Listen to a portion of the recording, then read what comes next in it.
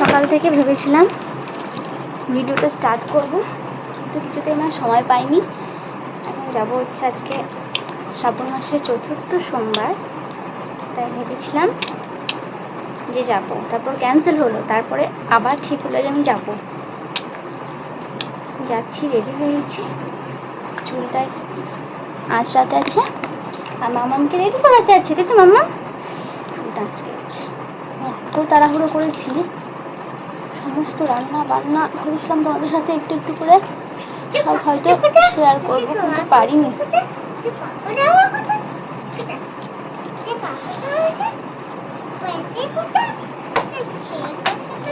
এবার জাস্ট চুলটা আঁচড়ে নিলেই হবে। আর মামাকে রেডি করাবো। আমি কি করে যে স্নান করেছি।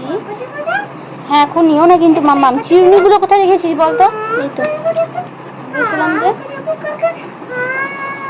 মাম্মাকে স্নান করিয়ে বেরোবো, কিন্তু আর হবে না, আর আমার টাইম নেই, একদম টাইম নেই।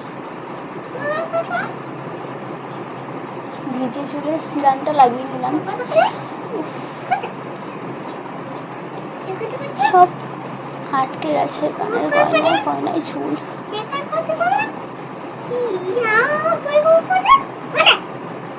জলও ঝরছে চুলে। মাম্মাম, কত দেরি হয়ে গেল। তুমি আর এগুলো কিচ্ছু করো না, একদম কিন্তু নেড়ো না, তাহলে আমার সব নষ্ট হয়ে যাবে। চুলটা আমি বেঁধে নেবো।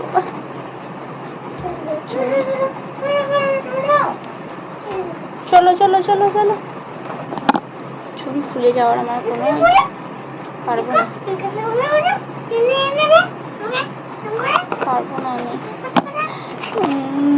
টোটো চলে এসেছে,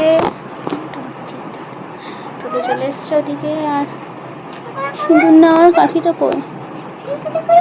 হুস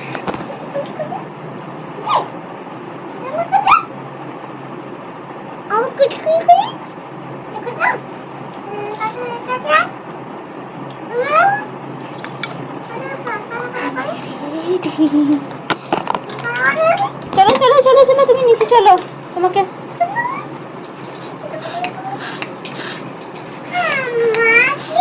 তোমাকে নিচে দেবো, চলো। আমরা কিন্তু টোটোয় করে চলে গেছিলাম শিব মন্দিরে, আর প্রায় কাছাকাছি পৌঁছেও গেছিলাম শিব মন্দিরের। আর ওখানে কিন্তু প্রচুর গাছপালা রয়েছে, মানে মন্দিরের চারপাশে প্রচুর গাছপালা।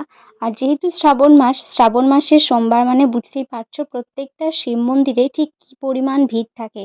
তো আমরা লাইনে দাঁড়িয়ে পড়েছি, মানে লাইনে দাঁড়াতে হচ্ছিল শিবের মাথায় জল দেওয়ার জন্য। তো এখানে প্রচুর ভিড় ছিল, আর প্রচণ্ড রোদও ছিল সেদিনকে। আমরা প্রথমে দাঁড়িয়েছিলাম তখন ছায়া, তারপর আস্তে আস্তে কিন্তু রোদের মধ্যেও আমাদেরকে যেতে হয়েছে। তো আস্তে আস্তে সবাই মিলে ভিড় ঠেলে কোনো রকমে বাবার মাথায় জল দিয়ে মানে সেদিনকে সোমবারটা শেষ হয়। তো যেটা হয় সেটা ভালোর জন্যই অবশ্যই হয়।